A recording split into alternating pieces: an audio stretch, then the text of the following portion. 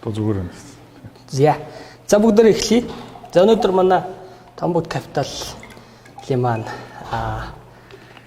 арилжааны зааланд CEO компани гүйцэтгэх захирал, чин зориг захирал хүрэлцэн ирсэн байна. За тэгээд бидний урилгыг хүлээн авч цаг зав гаргаж ирсэн бас баярлалаа. За баярлалаа. Тий. Бүгд нь лайв үзэж байгаас бүх хүмүүст бас орой мэнд хүргэе. Та бүхэн ч гэсэн маш их баярлалаа. Орж оролцуулж байгаа. За баярлалаа. Тэгээд ойлаа 5-6 асуултыг бол одоо танаас асууя гэж бодож байна. Илүү одоо яг бизнесийн тоо гэдэг онцгойсоо биш. Яг бизнес удирдаад явж байгаа хүний арга барил, тактик, стратеги, туршлага гэдэг төлөвлөгөө гэдэг талаас илүү ярилцуулах сонирхолтой болов гэж бодож байна. За тэгээд хамгийн ихний асуулт их сонио асуулт юм хаадаг. Одоо нэг компани санхүүгийн тайлбар ингээд харахаар өнгөрсөн жилүүдэд ингээд даалтагдaltaй явж байгаа. Гэтэл компани бол өөр ингээд ашиг хийх хэрэгтэй тий.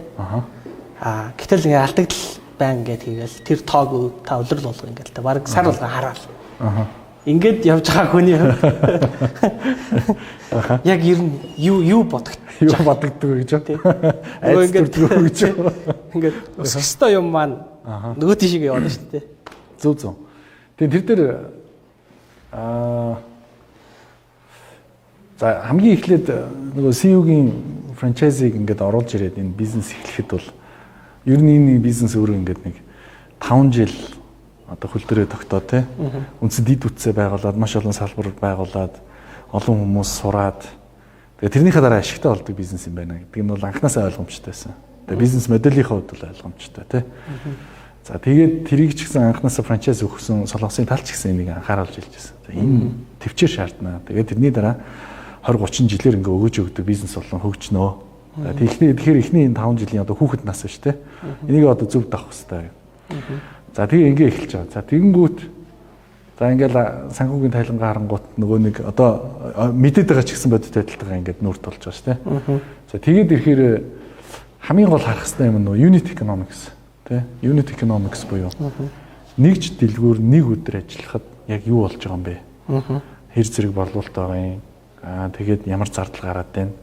Ер нь ашигт ажиллагаа руугаа ингээд одоо цаашаа дүр зураг маань сайжирч байна уу гэдэг энийг л харах нь хамгийн чухал нь. Тэгэхээр нөгөө нэгж одоо нэг дэлгүүрийн нэг өдөрт болж байгаа үйл явдлыг л ойлгох нь хамгийн чухал. Тэгээд тийшээ хамаг анхаарлаа хандуулдаг. Тэгээ хараад ажиллахаар дүр зураг нь аягүй ойлгомжтой. Байнгын борлуулалт өсөж байна. Маржин сайжирч байна. Нэг өдөрт нэг дэлгүүрт гарч байгаа зардал унтчаараа буурж байна. Тэгээ ингээд графа ингээд харангууд сар улирлаар ингээд тоонуудаа хараад эхлэнгүүт ойлгомжтой ихтгэл төрж эхэлж байгаа. За энэ ингээд ер нь бол прожектор нэг ойлгомжтой байна. Энэ бол ашигт ажиллагаанд яг л хэлсэн тэр хугацаанд хүрэх юм байна. Бид нар тэгтээ өнөөдөр ийм үйл ажиллагаанд ийм зүйлсийг хийх нь аягүй чухал юм байна гэдэг дүр зураг нь харагдаад ирэхээр нөгөө санхүүгийн алдагдал гэхээсээ илүү яаж цаг хугацаа хожиж тэр хийх ёстой юмнуудаа хурдан хийх үед тэр илүү фокус өгöd эхэлчихэж байгаа тийм. Тэгэхээр тэр одоо ингэж ажиллахаараа хамаагүй одоо юу гэдэг юм итгэлтэй болоод урагшаа хараа цаг хугацаа хожиж ажиллаж эхэлж байгаа. Нөгөө талдаа яг мэдээж хөрөнгө оруулагчид одоо удирдах зүйл дээр бол энийг одоо зөв ойлголцох хэрэгтэй тийм. Энэ алдагдал яагаад ийм байгаа юм бэ? Энэ тэгээ зөв зам руугаа явж байгаа мó гэдгийг одоо яаж тайлбарлах юм бэ тийм. Тэгэхээр яг тийм эцсийн нэг дэлгүүр нэг өдөрт ажиллаж байгаа тоогоор л ярина энийг. Тэгэхээр энэ зөв зам руугаа явж байна бол ингээд хоорондоо зөв communication явдаг. Тэгэхээр ийм байдлаар одоо сүүлийн 3 жил явж байна гэсэн үг. Тоол яг нэг анхнаас нь үсгэн байгуулахаас эхлээд яг ажиллаад явсан шүү дээ. Тэгсэн. Тэгэхээр бүхэл юмыг гардаж хийжсэн баг.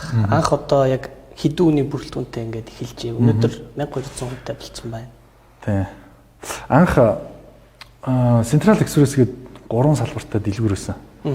Тэгээд тэр дэлгүүрт ажилладаг хүмүүс за тэгээд офис дээр ажилладаг хүмүүс гээд нийлээ 50 хүнтэй баг байсан. Тэгээд 50 хүнтэй багийн гүйцэтгэх захирлаар 18 оны 2 сард би тавигдсан.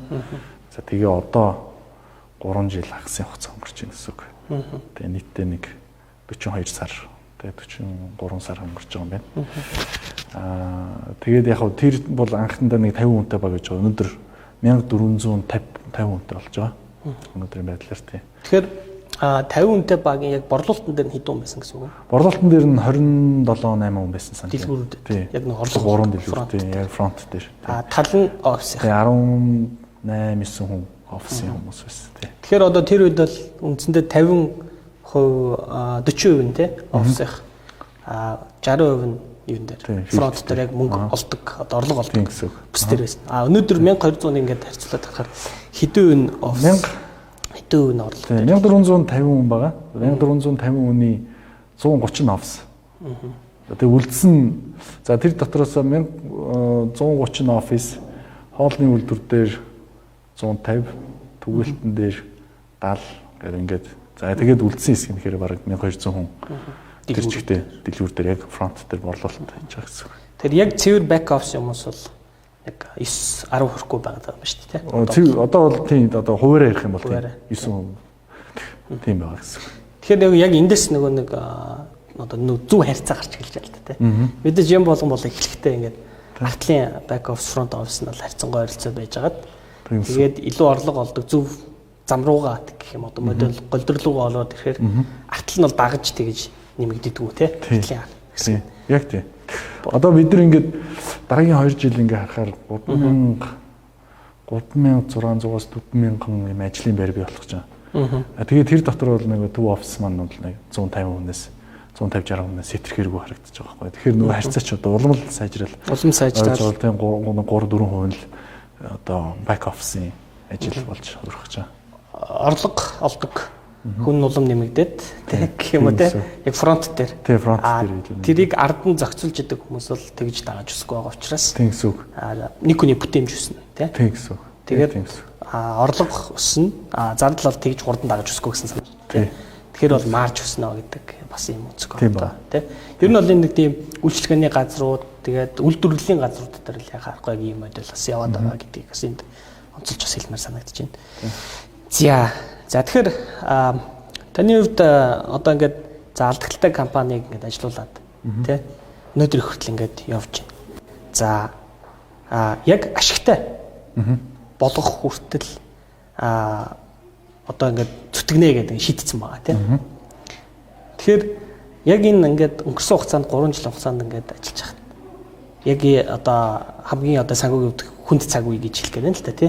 Алдагдлыг орлого хангалттай биш аваад байдаг. Тэгэхээр яг энэ тохиолдолд бүр яг нэг ингээд за одоо болидаач гэдэг юм уу те. Эсвэл нэг яг нэг эргээд те. Тийм үе юу тохиож юу? Тийм үе тохиож ерөөсөй байгаагүй. Ер нь бол одоо юмд хийж байгаа юмд эргэлзэх одоо юу гэх юм би авсан одоо миний одоо санаачлаад хийсэн ажил зөв буруу юу гэдэг дээр эргэлзэх үе бол мэдээж байлгүй байх. Тэгвэл санаачилсан юм болгоно. Гэхдээ нийтдээ ингээд явж байгаа замаа харж байгаа. Тэгээд одоо би өстө болохгүй байна одоо гэж одоо эргэлзэжсэн цаг үе бол байхгүй. Мэдээж нөгөө нэг нийт одоо бизнесийн урт хугацааны дээр итгэл алдарч ирсэн үү гэсэн одоо асуулт байвал үгүй. Харин би одоо өөрөө энийг чадахгүй байна уу? Энэ дээр одоо сурах зүйлсүүд нь дутуу юмнууд нь юу вэ? Тийм момент бол байнга тохиолгүй байх уу? Тийм. Юм одоо юм болгоныг мэддэг юм шиг бол мэдээж биш юм чинь одоо анх удаа хийгээл үзэл гүйцэтгэх сэхлийн ажлыг анх удаа үзэл явж байгаа. Тэр мэдхгүй юм зөндөө байгаа. Хамгийн гол нь нээлттэй сонсох хэрэгтэй тий. Мэдээж одоо удирдах зөвлөл за тэгээд одоо илүү туршлагатай хүмүүс тэгээ багийнхан тэгээд үйлчлүүлэгчээ сонсох тэгээд ажилчдаа сонсох тий. Ингээд сонсч ижил дараа нь одоо юу их вэ гэдэг ойлгож байгаа. Тэгэхээр тиймэрхүү маягаар явсан гэх юм уу? Тэ. Тэрээс биш одоо бизнесийн урт хугацаанд дээр бол би ерөөсөө огт хэрэгэлцэхгүй байгаа. Яагаад гэвэл энэ аюул энгийн л харагдаад байгаа юм л да. Одоо ингээд өдөр тутам хүмүүслүүлж байгаа 6000 хүнсний дэлгүүр, 1000 гаруй цайны газар, ресторан ингээд байж байна. Тэгээд энэ одоо жижиг цэгүүдэд ямар ч стандарт алга. Тэ. Тэгэхээр олон улсын стандарт оруулж ирээд ингээд нутагшуулах гэж байна. Юм ингээд сайжрах гэж байна. Тэгээ ингээд юм ингээд сайжруулах үйлсийг хин нэг хийж л таараа. Тэгээ яг тэрэн дээр нь одоо бид нар цаг үедээ бол ийм хариуцлага хүлээсэн байгаа юм байна. Энийг одоо дараагийн шатанд гаргах юм үүрэгтэй хүмүүс явж байгаа юм байна. Тэгэхээр энэ урт хугацаанд бол ерөөс хэрэгэлцэхгүй байна л гэж. Тэгж боддог тий. За тэгэхээр ямар ч байсан нэгдүгürt өнөөдөр саяны хүртэл ярьсан ярианаас бол за гүйцэтгэх захирал шинэ зэрэг захирлын хувьд бол бизнесийн модель ирээдүйн чиг хандлага төлөвт бол эргэлзэж байгаа зүйл бол байхгүй буюу маш тодорхой танд болон танай багийнханд харагдаж байгаа юм байна. Гол нь тэгтээ тэнд ингээд амжилтанд хүрэхийн тулд хөдөлмөрлөх ёстой, хийх ёстой. Нөгөө бүтээмжийг өсгөх ёстой, зардлыг одоо айлуулах, үр ашигтай гаргах ёстой тий гэдэг ийм одоо гэрийн даалгаврууд үлдэж байна л та тий. Тэгэхээр ер нь одоо гүйцэтгэх захирал хүний хувьд хамгийн хэцүү зүйл нь танд ер нь юу санагдсан бэ? Гүйцэтгэх захирал хийгээд явж байгаа юм байна. Хамгийн хийх дуртай зүйл чи юу вэ те? Тэр хоёр зүйл нь хоёулаа нэг зүйл. За. Хамгийн хэцүү болоод хамгийн дуртай зүйл нь бол ер нь угаасаа хүнтэй л ажиллах. Энэ бол надад бол одоо гүйцэтгэх захирлын үүрэг бол ерөөсөө бүхний өмнө хариуцлага хүлээж байгаа тийм. Бүх юмыг нэгтгэхэд л одоо үйлчлүүлэгчийнхээ өмнө, ажилтныхаа өмнө, хөрөнгө оруулагчийн өмнө, төр засгийн өмнө, нийлүүлэгч хамтарч бизнес хийж байгаа хүмүүс бүгднгийнх нь өмнө хариуцлага хүлээж байгаа. Хийх ажлыг нь харин манай багийнхан бүгдийг хийж байгаа. Тэгэхээр би өөрөө одоо хийхгүйгээр бусад хүмүүс хийгээд тэрнийх нь хариуцлагыг бий үрдэг ийм л ажил хийж байгаа. Тэгэхээр юу чухал вэ гэхээр тэг багийн хүн манай багийн гишүүн нэгдүгürt нь зөв ажиллаа хийж гинөө. Нэгдүгürt нь тэрийг хийх одоо ресурс тэг нөөцөөр хангагдсан байна уу? Өөрөө ур чадвар сууж гинөө. Тэгээ ийм л зүйл дээр тэгээд ер нь зөв хүн маань одоо хамтарч ажиллаж гинөө. Инхээр тэгэхээр хүнтэйг ажиллах. Хүнээ сайжруулах, багаа зөв бүрдүүлэх, зөв ажил дээр бүгдээрээ фокуслах. Энэ бүгд нь хамгийн эцэг. Гэхдээ миний хамгийн хийх дуртай ажил нь. Тэг хүнтэй л ажиллах. Цэцтэй бол бизнес гэхээр гой стратеги, гой санаанууд гаргаж болно. Гэхдээ бодит байдал дээр ажил хэрэг болохын тулд хүмүүс л ажиллана. Тэгэхээр хүнтэйгээ ажиллана. Тэгэл хамгийн одоо сорилттой мөртлөө хамгийн сайхан ажил нь өдөр тутмын. Та зөвлөж шүү дээ. Ингээд хамгийн хүнд хэцүү ажил нь. Нөгөө талдаа хийх дуртай ажил нь. Энэний тийм учраас нэгтгэхэд харах юм бол тэр хэцүү ажлыг даваад гарчвал цаана нь амжилт, кайфтай. Тийм гэсэн үг. Тийм. Хамгийн одоо сайхан зүйл нь бол одоо жишээ нь ингээд мен чинь ингээд нөгөө нэг хүнтэй ажиллаж байгаа ш, олон хүнтэй ажиллаж байгаа тийм. Тэгээ олон хүмүүс нийлээд том дүр зураг олж хараад одоо энгийнээр ярих юм бол ингээд бүтэн том пазл байл да тийм. За 12 хүнтэй баг байлаа гэж бодоход 12 хүн нэг пазлын одоо тэр зургийг бий болгох нэг одоо энэ жижиг зураг байна тий. Тэгээ тэрийг хийгээд ирэх хэрэгтэй. Хийж ирээд бүгдээрээ тохирсон цаг хугацаанд ирээд бүгдээрээ зургаа ингээд тавихад л нэг том зураг гарч ирэх хэрэгтэй тий. Тэгэхээр эхлээд тэр зургаа аягүй сайн ярилцсан гэсэн үг тий. Яг ийм л зураг хэдүүлээ хийх гээд байгаа шүү. Тэгэхээр чи энэний талыг хийлээ, чи энийг хийлээ. За бүгдээрээ энийг авч яваад уцаж ирээд нэгтгэн шүү. Тэгэхээр энэ нөгөө нэг alignment гэж ярьдаг тий. Alignment хийх нь хамгийн чухал. Тэгээд тэр хүн тэр өөрийнхөө ажлыг хийж явахдаа ур чадвар дотоод байвал тэрийг нь хөгжүүлэх тий. Тэр нь л одоо хамгийн одоо менежментийн хамгийн одоо сайхан ажил гэх юм уу.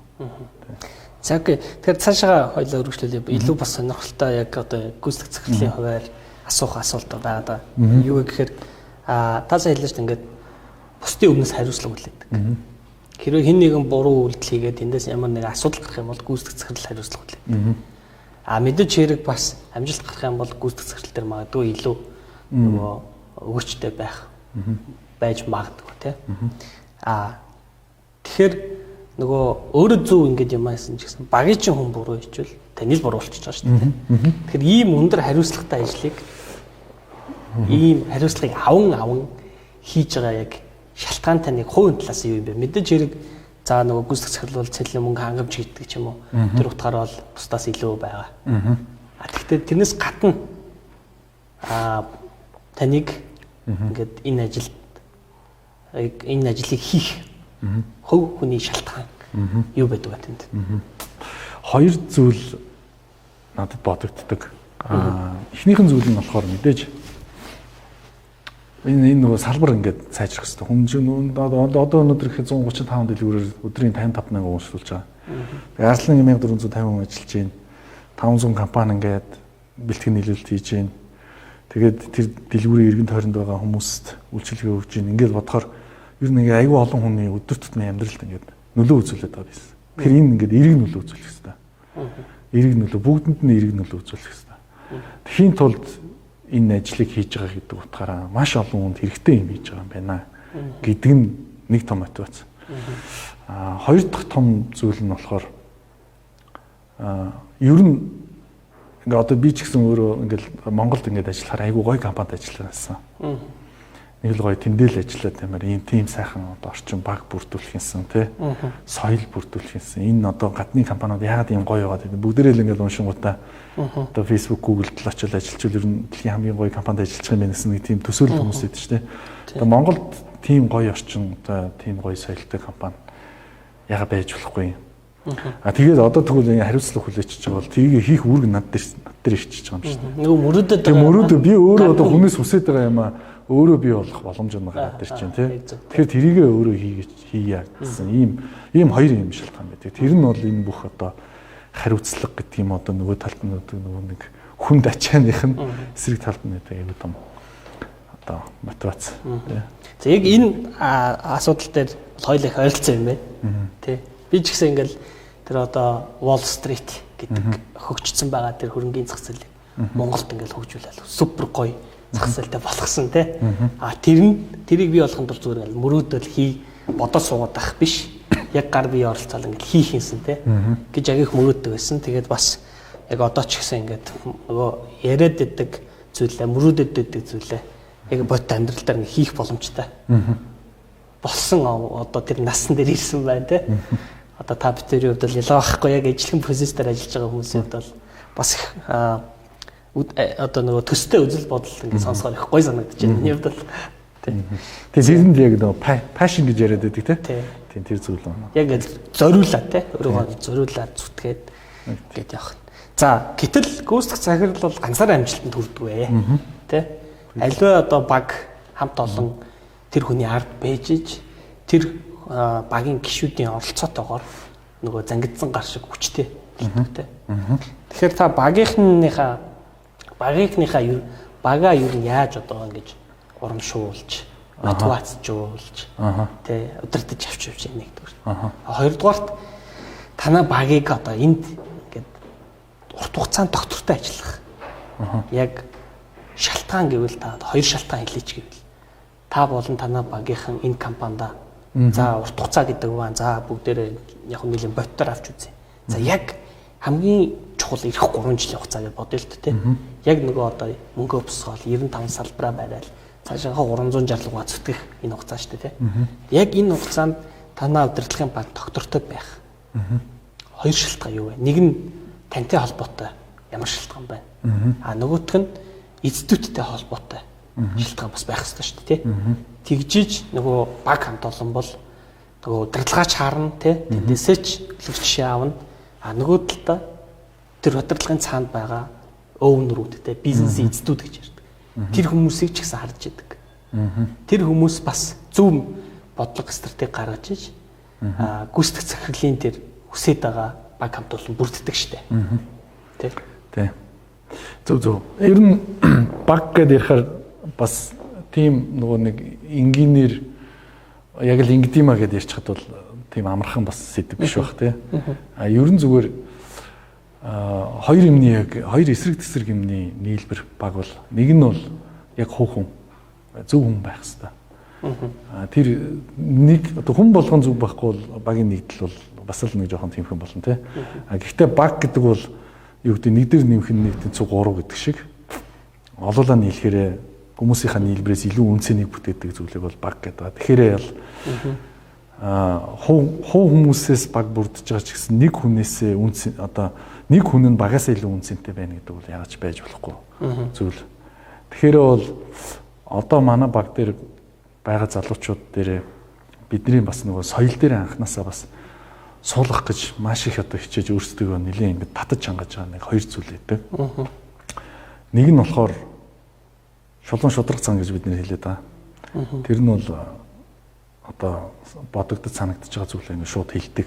Тэрнээс шингээд байгууллагыг ингэ харж байгаа нэг политикл байдалтай болчдөг тий. Ийм политикл байдал байхгүй. Шууд одоо ялангуяа одоо удирдлагаа шүүмжлэх нь бол окей. Энэ бол хийх ёстой зүйл. Хэрвээ хийж чадахгүй бол харин одоо ингээл хүний араараа яриад яваад идэг тий. Тийм бодит асуудал хэлдэг. Тэгэхээр нэг соёлын нэг элемент нэ нөгөө тал нь болохоор яг багийнхан гэсэн сэтгэл зүй компани төлөө гэсэн тэгээ багийнхаа төлөө гэсэн сэтгэл зүй байна гэсэн ийм хоёр зүйлийг ялангуяа нөө лидерүүд дээр бид нар суулгах гэдэг ингээд нэг нэгнээс ингээд шаардтал өөрсдөө ч гэсэн хичээгээл ингээд ажиллаж байгаа. Тэгэхээр энэ бол бидний баг гэдээ яриад байгаа зүйлийнх нь нэг хэсэг юм.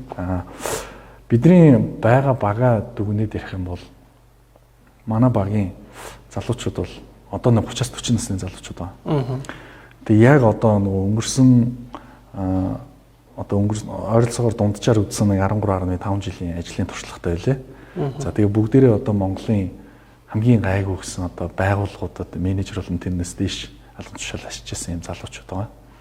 За тэгэхээр бол нэг өмнө нь одоо яаж баг удирддгийг тэгээд байгууллагын том зорилтын дотор нөө жижиг функцүүд нөлчүүд нь яаж оролцдог энэ гэдэг энэ бүх одоо ойлголтуудыг авсан. За тэгээд одоо ирээд яг өөрөөсдийнхөө тэр сурсан, мэдсэн, туршлага хөрөнгөлүүлсэн чиглэлээр ингээд функц хариуцаад ингээд ажиллаж байгаа.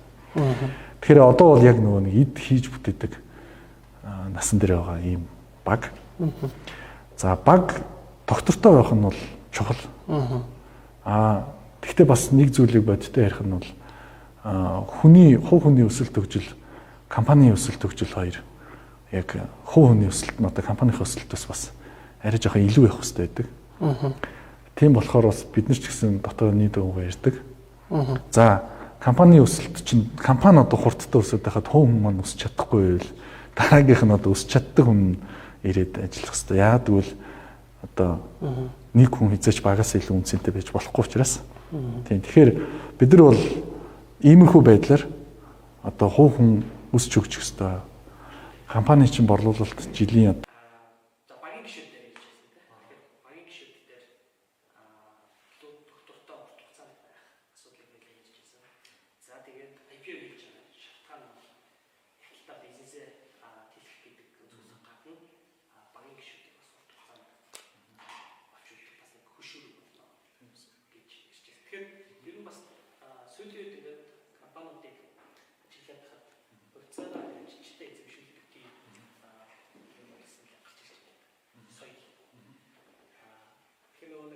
нэгдүгээр үеийн гэх юм уу анхны бизнес өвгөрүүд үүсгэн байгуулагч гэдэг. Өөрсдийнхөө хүн гэдэг хадаар хэлж байна. Бас яа.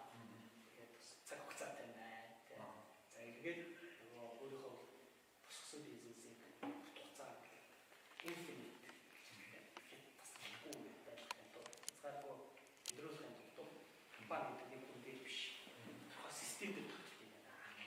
Систем өөрөө чанартай систем байж хэмжээнээс компани хугацаанд биштэй байна. Тэхийн тул тэр систем болчих болох шиг бас хангаж авахгүй юм байна.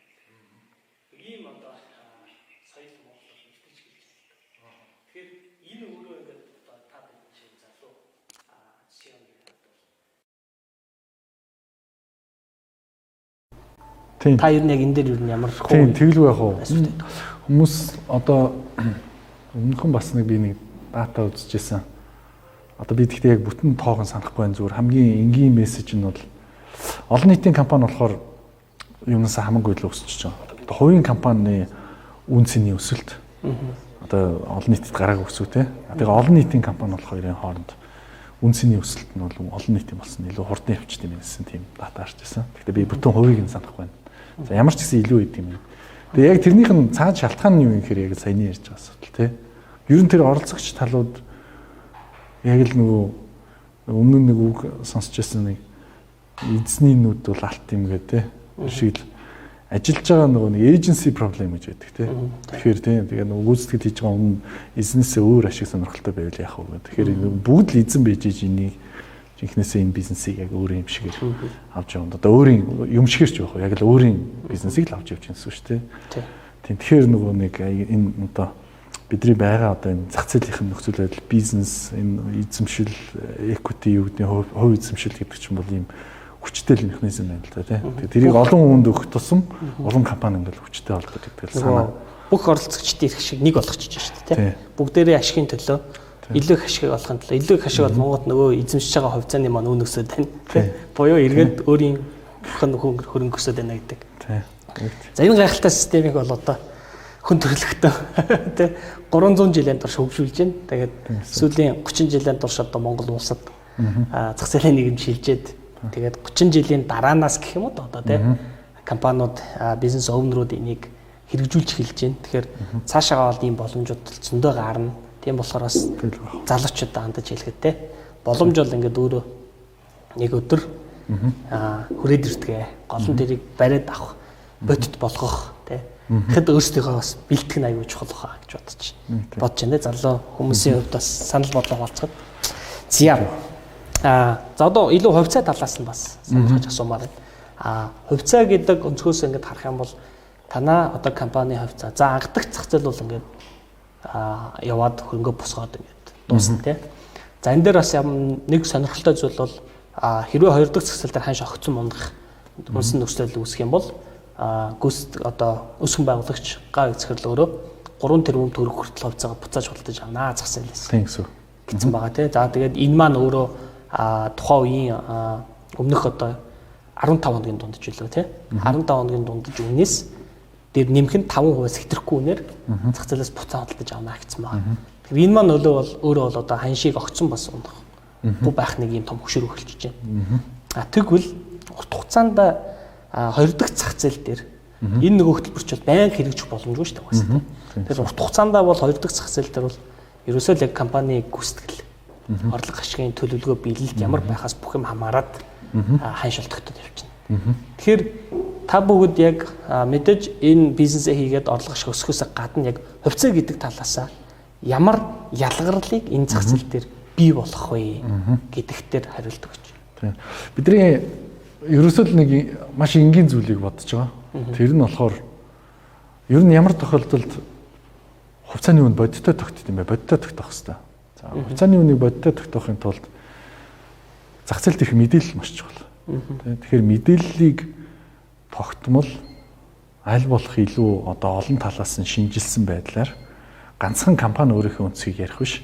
Зах зээлд оролцогч одоо мэргэжлийн одоо зах зээлд оролцогч аналист тий юу гэдэг энэ бүх юмнууд нь одоо оролцож компани гүйцэтгэлийг бүгдээрээ дүгнээд урт хугацааны үндсэн одоо перспект өсөлтийн боломжуудыг нь ярилцаад ингээд зах зээл нэг ойлголттой болсны дараа үн тогтох нь хамгийн одоо зөв тогтолцоо тий. Тэгээ энэ тогтолцоо Монголд одоогийн байдлаар бол сайжрах хэрэгтэй харагдаад байгаа.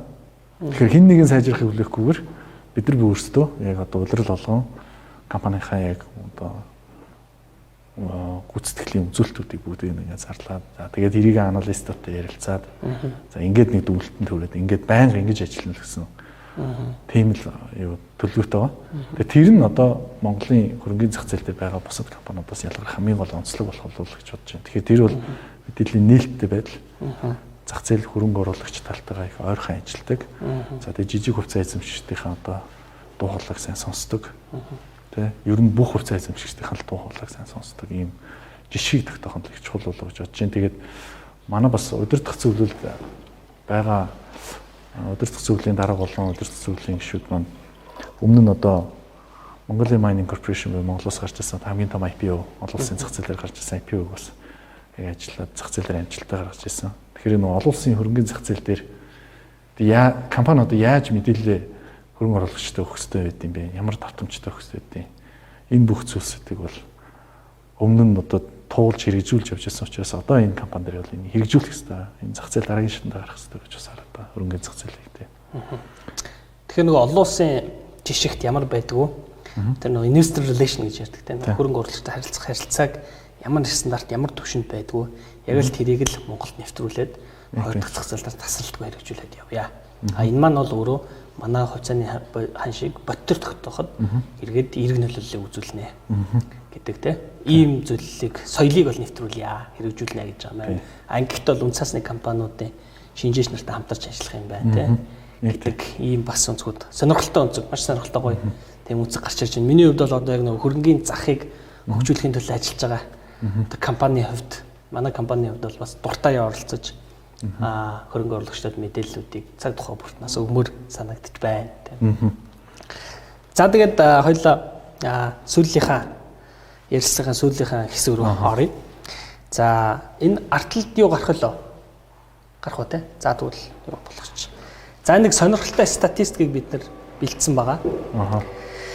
За ямар статистик вэ гэхээр яг одоо CEO-тэй одоо танай компанитай төстэй бизнесийн үйл ажиллагаа эрхэлдэг олон улсад үйл ажиллагаа явуулдаг хувьцаат одоо компаниуд байна. За тэгээд бид нар нэлээд судалж үзлээ л дээ.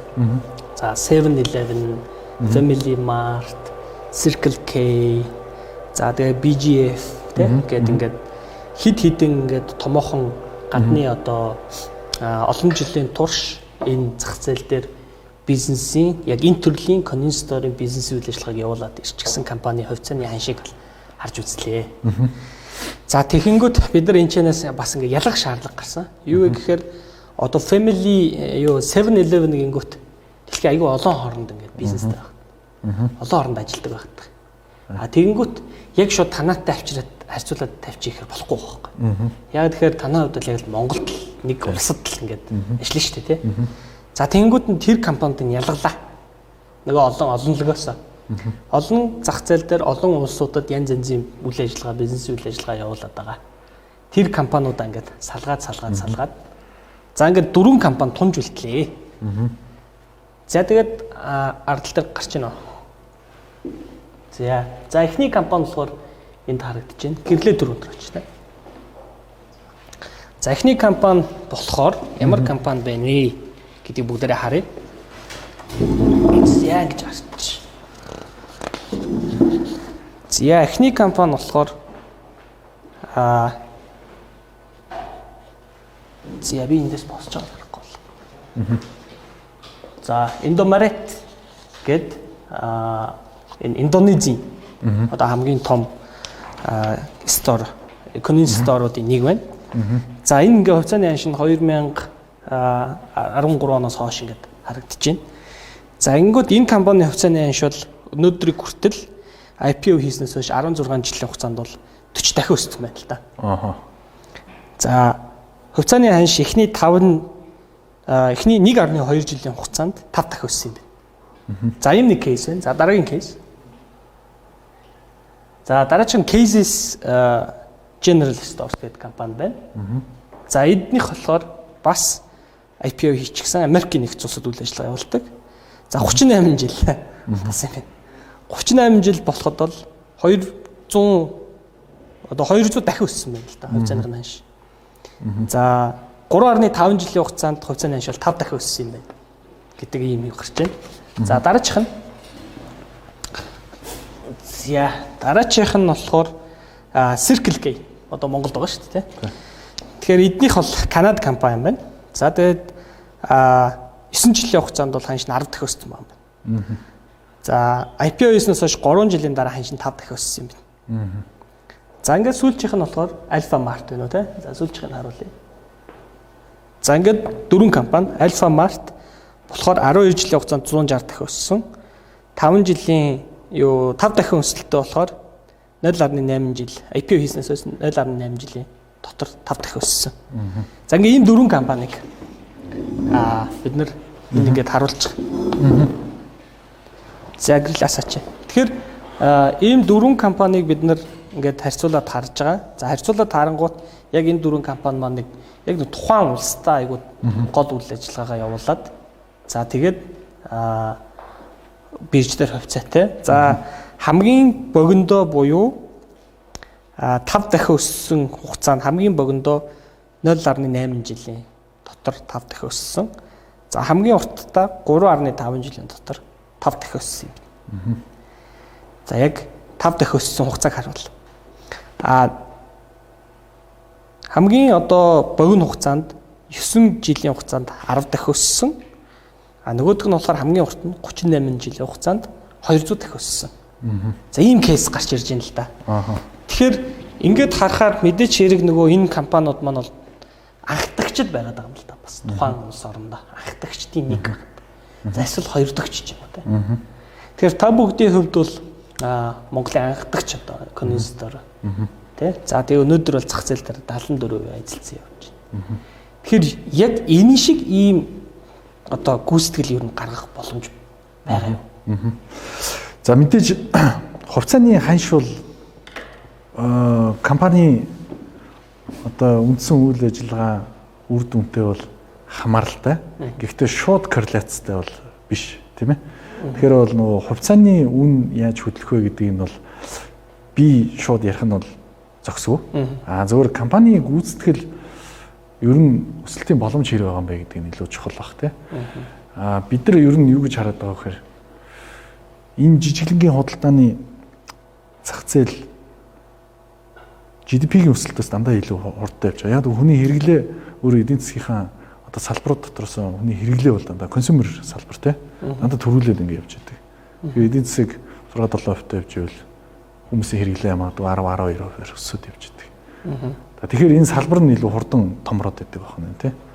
Нөгөө талдаа энэ салбар өөрөө шинжилэлтэд орохгүйгээр бараг 30 жил явцсан байна. Монгол улсад. Тийм Монгол улсад. Одоо юуны социализм үед байсан дэлгүүрүүд анх удаа одоо 8 нэрийн дэлгүүр болоод ингээд өөрчлөгдсөн тэр форматаас хойш бол үндсэндээ чанарын өөрчлөлт гараагүй. Импортлдог бүтээгдэхүүн магадгүй тэр дотор ашиглаж байгаа одоо посын машин тэгээд картаар нэг төлбөр зурдаг нэг иймэрхүү юмнууд өөрчлөгдсөн байна. Гэхдээ бизнесийн модельээр бол суурь ерөөс өөрчлөгдөв байна. За тэгэхээр энэ 7,000 одоо цэг 6,000 дэлгүүрийн бол дараагийн шатнд нь гарах хэрэгтэй байна. Тэгэхээр бол нөгөө нэг бизнесээр бол юу гэдэг одоо нөгөө одоо цэлсэн цэнхэр далаа гэж ярьдаг тийм өлөө өвшин гэдэг шиг ийм зах зээл харагдаж байгаа. Тийм учраас өөрчлөлт шинжлэгдэд өсөх боломж маш их байна. Тэр нь өөрөө санхүүгийн хувьд одоо компани үзүүлэлтийн хувьд бол дараагийн 5 жилийн хугацаанд бол ойлгомжтой харагдаад явна гэж бодож байна. Энийг хийхин тулд гүйцэтгэж байгаа баг маань сайн байх хэрэгтэй. Гүйцэтгэх бага бид нэр одоо 3 жилийн хугацаанд ингээд бэлтлээ. Одоо бол ямаа гүйцэтгээд явахд бэлэн одоо боллоо баг. Тэгэхээр бол гүйцэтгэл одоо дараагийн компани фундаментал одоо өсөлтүүд төр бол эргэлзэхгүй байна. Окей.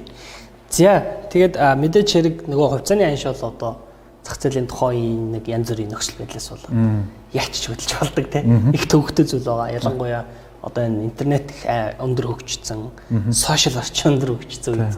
Тэгэхээр одоо сүүлийн үед бол зөв нөгөө нэг юу лээ меми стокс гэл тий.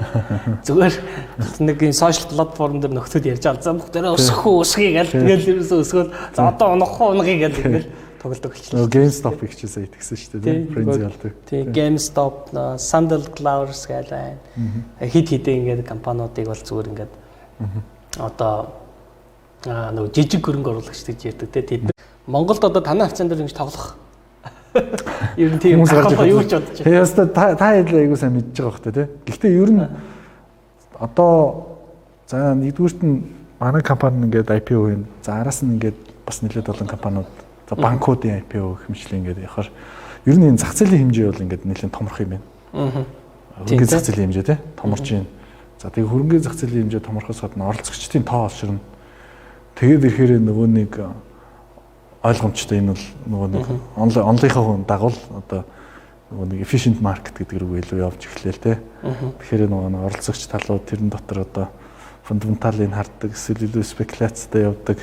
За тэгээд нөгөө тэр түрүүний ярьдаг ч одоо нөгөө retail инвесторууд нь институционалынхаа эсрэг шортн дээр нөгөө талд нь позиц барьдаг ч юм уу те. Тиймэрхүү юмнууд бол зөндөө гарч ирэх болоо тэгээд энэ жилийн хугацаанд л гарч ирэх байлгүй л гэж бодоод байна тий.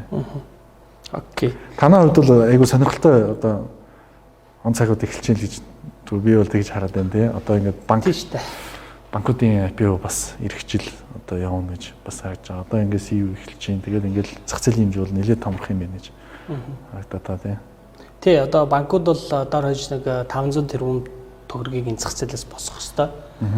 Нийт 5 банк нийлээд тэгэнгүүт энэ тохиолдолд бол одоо гаднаас янз бүрийн томог инвестор орж ирээд шууд худалдаа авалт хийхэд бол бас их төвөгтэй байгаа.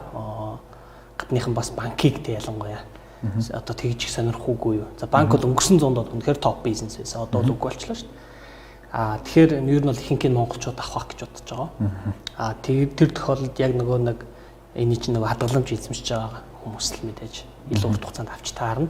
Тэгэхээр яг нөгөө хадгаламж барьдаг гол хадгаламж эзэмшдэг хүмүүс ийшээ мөнгө игээд эхлэхээр хаялаганд нь гэх юм уу те давлгаанд нь бас өөр хувьцаануудыг ч гэсэн мэдээж тэр хүмүүсээ сонирхож таарна. Тэр үед бол бас маш сонирхолтой байж болох нэг хувьцаа бол таны компани хувьцаа гэж бол миний хувьд бол хараад байгаа. Хэд хэдээ бас их давуу чанартай одоо өндөр өсөлт үзүүлдэг, тайлбарлаа их боддоор хийдэг те жижиг хөрөнгө оруулалт их ашиг хамгаалж ажилладаг компаниуд бол бас хэд хэдэн компаниуд бол Монголд бол байгаа. Тэгэхээр тэр компаниудад илүү ялгараад ингээд илүү хүмүүсийн итгэлийг дагаад цаашаага сайн одоо хувьцааны гүйцэтгэлтэй хулуу гэсэн бас юм хэлэл байна. Тэгээд энд нэрээ нэг зүйлийг тодруулж хэлье. Намайг бас энд нэг хүн шүүмжилсэн байна. За. Комментэн дээр. Тий. Өөрөө чинь хит хитэн лайвыг үзлээ. Ямар бүдүүлэг юм бэ? Хүн хажууд нь юм яриад байхад утас ухаад байдаг. Эн чинь наазах ухамсар шүү дээ гэд бичсэн байна. Тэгэхээр нэгдүгээрт одоо энд ингээд хост хийж байгаа хүний хувьд бол лайва илүү олон хүнд хүрэхийн тулд бол яг ярианы ихэнд бол шеэрлэх шаардлага гардаг. Окей. Тэр утгаараа ингээд ширэлдэг байгаа шүү. Гинт бас хэлэхгүй бол бас тань ч гэсэн бас ингэ санагдсан болоо. Гэхдээ би нөгөө асуултууд ирээд комментүүд ирж байгаа. Тэгээд асуултууд ингээс ингээ гүйлгэж харж ял гэж бодоод байгаа л тий. Хоёр дахь ажил нь над чинь баггүй. Хоёр дахь ажил нь ингээд явцын донд би бас ингээд аваад уцаа харж байгаа. Тэгээд хүмүүс асуулт асуувал танд бас дамжуулж хэлэх үүрэгтэй байгаа миний бие. Тий. За нэг ийм асуулт байна. Одоо асуултуудаас хараад хамгийн чухал гэсэн асуултаа харъя. Ер нь ямар хугацаанд багада хөрөнгө оруулах шаардлагатай? Хөрөнгө оруулах зүгээр вэ? Тэгээд ер нь одоо ямар хугацааны дараанаас яг миний хувьцаанд ханш бодтоор ингээд өсөж эхлэх болоо. Одоо бол ингээд алдагталтай байгаад байна. За тэгээ мөнгө татаад ингээд бизнесээ өргөжүүлнэ. Энд бас цаг хугацаа орох хаа гэл ингэж л байна л да. Тэгэхээр яг нөгөө санхүүгийн тайлан юм харахаар бол 23 оноос ашигтай болно гэж тайлан маань тооцоол дээр байж байгаа тийм. Гэхдээ та яг одоо бизнес удирдах байгааны хувьд бас бодтоор үзэгчтэй тавилт. Ер нь ийм зүйл харагдаж байгаа. За яг өнөөдөр ингээд харангууд хүмүүсийн хувьд бол нөгөө эрсдэлтэй зүйл нь хамгийн түрүүнд нүдэнд нь харагдаад байгаа болоо гэж бодож байна. Тийм болохоор богино хугацаанд хийх одоо 23 онд нөгөө нэг ашигт ажиллагаандаа хүрээд ярьжсэн төлөвлөгөөнөд хүрэхээр нь одоо би зарах хэрэгтэй мүү гэж ингэж бодож иж магадгүй. Яг өнөөдөр бид нар бол ярихдаа бол энэ компани ингээд 23 онд энэ бизнес ингээд чинээдэд тулчих юм аа гэж харуул. Энэ бол маш гонигтай түүх. Тэгэхээр бид нар юм эхэлж байна. Тий одоо 2 жилийн хугацаанд ингээд энэ бизнес ингээд чинээдэд тулчих юм уу. Тэгэхээр бидний харж байгаагаар бол зах зээл бол одоо маш том өргөн далаа шиг том байна. Энэ компани бизнес 360 дэлгүүрээр хязгаарлагдахгүй. Цаана маш олон боломжууд байгаа. Энэ ганцхан конвенс дэлгүүрийн бизнес биш. Бид нар жижиглэнгийн худалдааны зах зээл дээр хүмүүсийн өдөр тутам хэрэглэдэг зүйл дээр л ажиллаж байгаа. Тэгэхээр бид нар конвенсийн дэлгүүрийн форматаар хязгаарлагдахгүй. Монголын зах зээлээр бас хязгаарлагдахгүй. Бид нар одоо солонгосууд CU-ийн 15,600 дэлгүүр өдөрт 4.8 сая хүн үйлчлүүлж байгаа. Лангуун дээр гараа та нар юм аваад ирээ л гэдэг шүү дээ. Тэгээд бид нар юмны аяачаа зарж үзсэн. Одоо бүр том скейлтэй юм гарах хэрэгтэй байна. Энэ бол дахиад цоо шин боломж. Бид нар энэ талаар ерөөсөө нэг тийм олигтой юм ярихгүй байгаа. Гэтэ энэ бол үнэхээр том боломж. Тэгвэл энд нэг 300, 400, 500 дэлгүүртэй байхаас илүүтэйгээр тэнд 4.8 сая үйлчлүүлэгчтэй өдөр болгон 4.8 сая хүн орж ирдэг. Лангуу байгаа шүү дээ. Тийшээ юм гарах талаар бодъё те. Гэмчлэн тэгээд ингээд Монголд одоо жишээ нь цаашаа e-commerce хөгжих ойлгомжтой. Энэ гадаадын зах зээл дээр бол нэгэн хөгжөөд явж байгаа. Тэгээ e-commerce хөгжихэд юу хэрэгтэй? Хамгийн чухал юм логистик. Логистикийн дэд үтц. Монгол логистикийн дэд үтцийг байнга ажиллагаатай хүн болгонд 5 минутын зайд ажилладаг ийм дэд үтц цаана байгаа. Тэгэхээр одоо бол сүлжээ конвенс дэлгүүрлэл хийж чадна. Тэгэхээр энэ дахиад дараагийн том боломж. Энэ талаар бид нэг тийм амар том компани үнэлгээ ингээл энэ дээр борлуулалтны торн морнож огт төсөөл өгөө. Тэгэхээр дараагийн 10 жил одоо 2030 оны хүртэл хийх маш их ажлууд байгаа энэ компанийн хувьд. Тэгэхээр тэрийг нь харах юм бол би хөрөнгө оруулал энийг урт хугацаанд хараад бити зараач л гэж зөвлөнө.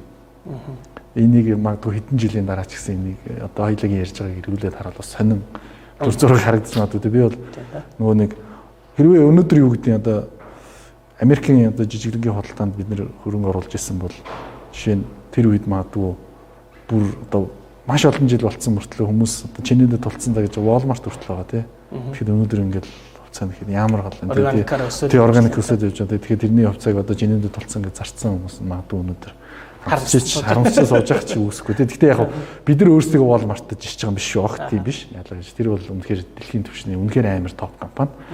Тэгээ гэхдээ ерөн зүгээр юм урт хугацаанд маш их боломжууд байгаа компани хувьцааг аваад хэдхэн жилийн дотор зарна гэж бодож хөрөнгө оруулах нь бол нэлийн том боломжууд дээр бас алдчих магадгүй бахаа л гэж бодож. Нэрээ яг таныг хэлсэн чинь нэг кейс ханд орлоо. Би 2007-онд яг анх ингээл оюутан болол үн цасны дансны гэл бирж одоо брокер компанид очил хувьцаа авах гэсэн чинь апогийн хувьцаа 13 төгрөг байсан аахгүй тухайд.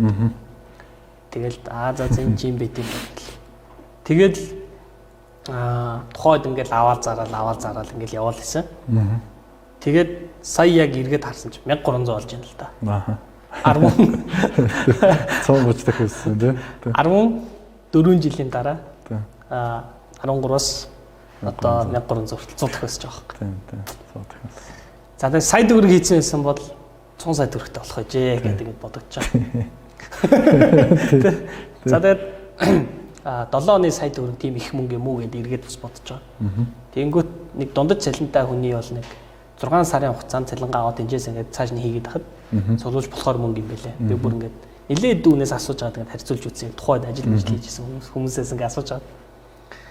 Тэгэхээр хувьцаанд зөв хувьцаагаа олоод хөрөнгө оруулалт хийх гэдэг бол ийм л ашигтай зүйл байна. Тэгээ өнөөдөр одоо юу гэдэг 17 онд нэг хүүхд төрүүлсэн хүн тэр үед апогийн хувьцаа сая төгрөгээр аваад хадгалсан байсан бол 100 сая төгрөгтэй. Өнөөдөр хүүхэд нь одоо 10 жилийн ахлах сургуульд орох гэж байгаа тийм. Давуу сайхан сургууль төлбөрийн төлөөд 4 жил явуулчихж байна. Давуу сайхан одоо их сургуульд Монгол их сургуульд 4 жил сургаад ингээ явхад 100 сая төгрөг болохгүй байхгүй. Тэгэхээр би бол одоо ингээд нөгөө Тамбогт капитал компани өдөртөд явж байгаа хүний хувьд яг одоо ийм хөрөнгө оруулалтыг л хүмүүс аяг хийхсэй гэж хүсэж байгаа. Би яг тэгэхээр би өөрөө ингээд өөр дөр мэдэрсэн байхгүй. Тийм. Мэдэрсэн. Тэгэхээр энэ зах зээл дээр чи ингээд зөв хувьцаагаа олоод хөрөнгө оруулалт хийвэл ийм гоё боломжууд бас байдгийн шүү, тэ. Мэдээж буруу хувьцаагаа сонгох юм бол эрсдэл бол байгаа. Тэ. Тэгэл баг. Тийм болохоор зөв хувьцаагаа сайн судлаад хөрөнгө оруулалт хийгээрээ. Одоо бол яг хөрөнгөний зах гэдэг гоё хөгжих мөч дээр ирж байна. Одоо л яг зөв хөдөлдөг. Одоо цаг шүү, тэ. Бид нар одоо эцэг эхчүүд манай эцэг аав ээж нартай ингээд 90 оны хөвчлөөр ягаан цэхэр тасалбар авсан дэрийг юм болгож чадаагүй. Тэгсэн ч одоо ингээд тэр чинь л одоо хөрөнгө маань байж гэл ингээд ярьдаг шүү дээ. Тэгвэл яг одоо бид нар хөрөнгөний зах зээлийн хөгжлийн дараагийн шатны ихэнд байна. Залуучууд бид нар одоо энэ дээр хөдлөхгүй бол биднийг хөгшин болсны дараа бидний өөр хүүхдүүд биднээс ам асуу шүү. Тэ? Та ер нь дээрээ одоо юу гэж явж ирсэн. CU гэл ингээл IPO болж ирсэн байна. Энэ хоёр хүн чи игээд ярьслах хийгээл хэвээр янзын сайхан ярьсан юм биш та ч тийм ойлгодог байш гэл. Бид нар нэг гүйцэтгэл компанийн гүйцэтгэл одоо ингээд жил болгоноор ингээд хийх тэр за бас одоо нэг гадны одоо айгуул ухаантай л үнэ хэлсэн үг л дээ тий. Би айгуу үнэн баг гэж бодоод байна. Билл Гейтсийн ярьсан. Хүн нэг жил хийх ажлаа дандаа илүү боддог. Тэгээд тэднээс дандаа дутуу хийгээд тий. Гэтэ 10 жил бодсныгоо дандаа даавалж хийдэг. Тэгэхээр нэг богино хугацаанд бодохдоо хүн амар гоё юм боддог. Урт хугацаанд болохоор айгүй багаар бодчихдаг. Эргээд 10 жилийн дараа буцаага харахаар бодсноос хамаагүй ихийг хийж амжуулсан байдаг тий. 10 жилийн хугацаанд буцаага харуул штэ. Гэхдээ нэг жилээр дүгнэхээр дандаа муу байгаад байдаг. Ийм байдаг гэдэг нь бол ер нь нөгөө нэг урт хугацаанд compound interest гэж ярьдаг тий. Хийсэн ажлуудын үр дүн ингээд өргөцсөөр урт хугацаанд төвчөртэй байж чадвал айгүй хөвгөж хүртэж чаддаг. Тэр нь яг л нөгөө нэг компани яг л тийм л яг зарчмаар явдаг тий. Жил жилээр ингээл улам сайжраал яваад байдаг. Гэтэл буцаагаад харахаар тэрний нөгөө compound interest буюу хүүгийн хүү гэдэг шиг тий. Маш том өсөлтийг бий болгоцсон байж байдаг. Тэрийг ерөнхийдөө тэр одоо суур фундаментал өсөлтийг ерөнхийдөө зах зээл өдөр тутам хувьцааны хан шараад байдаг учраас юу гэдэг илүү одоо ихэнх нь ороод гарсаар гоод нийт утгаараа ашигт ажиллагаанаас одоо ашигаас алдчихдаг ч юм уу иймэрхүү сандлууд гардаг. Тэрийг нь одоо value investing гэж хэлээд байгаа бох тий. Илүү урт хугацаанд хийх. Тэгээ би эргээд харсан чинь нөгөө 100 дахин өсөх тий. 10 дахин ч өсөг байгаа байхгүй миний мөнгө. Тэгэхээр гашуун үннээсээ ингээд та бүгдэд бол одоо хуваалцлаа. Тэгээ миний алдааг бити давтаарай. Тэгээд хөрөнгөний бирж дээр одоо CEO болон CEO-с гадна өөр олон компаниуд өндөр өсөлт үзүүлэх боломжтой ийм компаниуд бол байна гэж бол бид харж байгаа. Цаашдаа ч олон компаниуд бол гарч ирнэ гэж харж байгаа. Тэгэхээр энэ бол яг томоохон боломжийн эхлэл дээр ингээд бид нэр ирсэн байх шүү. Энийг бол боломжоо бодит болгож ашиглаарай гэж хэлмээр байна. За ингээд сүлийн мөчийг жинзэн захиралтай үлдээ. Яг одоо ингээд үзэн сууж байгаа хөрөнгө оруулагч нарт зориулаад та өөрийн нэг зөвлөгөөг хувийн талаас өгөөч, хөрөнгө оруулалтын зөвлөгөөг. Бид нар за мэдээж Central Express компани одоо CUMN гэдэг одоо тикертэй хувьцааны талаар хэдүүл ярьж байгаа. Тэгэхээр бидний зүгээс бол компани юу гэж бодоод байгаа гэхээр 135 дэлгүүр өнөөдөр үйл ажиллагаа явуулж байгаа. 7000 цэг дотор бид нар 135-ыг ингээ хийсэн. За тэгээд энэ зах зээл дээр оруулж ирээд энэ цоо шин бүтээгдэхүүний зах зээл дээр байршуулж үзлээ. Хүмүүс хэрэглэх дуртай байна. Гэхдээ бидний өнөөдөр байгаа төвшин бид нар байх ёстой гэж бодож байгаа төвшөнд огт хүрээг байгаа. Чанарын хувьд, барааны сонголтын хувьд маш олон зүйлсүүд сайжирнаа. Энэ зүйлсүүд сайжирд явахаар энэ улам их хүмүүсийн өдөр тутам хэрэглэх дуртай бүтээгдэхүүн болон өөрчлөгдөн гэж бодож байгаа. Тэгэхээр анхны дөнгөж зах зээл дээрх хамтлагаагаа хийчихэд бид нар IPO хийж байгаамаа. Тэгэхээр энэ бол дөнгөж зах зээл дээр туршигдаад за энэ концепт нь болох юм байна гэж баталчаад бид нар IPO хийж байгаа. Ийм шатандаа яваа компани. Тэгэхээр энэ компани бол дараагийн шатантаа эд өсөлтийн үе дээр очино. Докторч үе зүг очино. Тэгээд доктортой ингээ хөгжөөд явдаг үе шатууд гэдэг ингээд харахаар маш олон жилээр энэ компани дээр үр өгөөж гарч ирэх баха гэж ингэж харж байна. Тэгээ энэ одоо суур зүйлсийг нь харж хөрөнгө оруулалтын шийдвэр гаргаарай гэж зөвлөөр байна. За ингээд урилгыг хүлээн авсан Жинзэн захиралтай баярлалаа.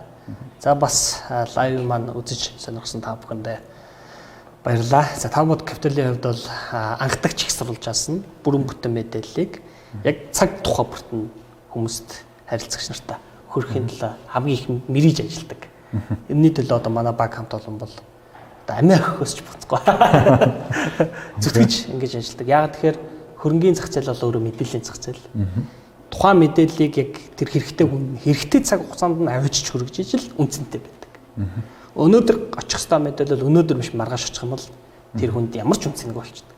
Ийм сан одоо онцлог зах зээл учраас бид нар өглөө гэлтгүү, өдөр гэлтгүү, орой гэлтгүү ингээд те цагаа өөрсдийнхөө одоо цагаасаа зарцуулаад одоо Жинзэн захирлын хувьд ч гэсэн те бас ингээд хүрэлцэн ирээд за бидний хувьд ч гэсэн манай залуучууд ингээд ажиллаад ингээд гол нь тэр мэдээллийг одоо төргөн шургаан өргөхтэй бол онцгойлон ажиллаж байгаа. Тэгээ цаашдаа ч гэсэн олон хэрэгтэй мэдээлэл судалгаануудыг анхдагч их сурвалж урьж авчирж аваад та бүхэндээ хүргэх болно. За баярлалаа. За баярлалаа.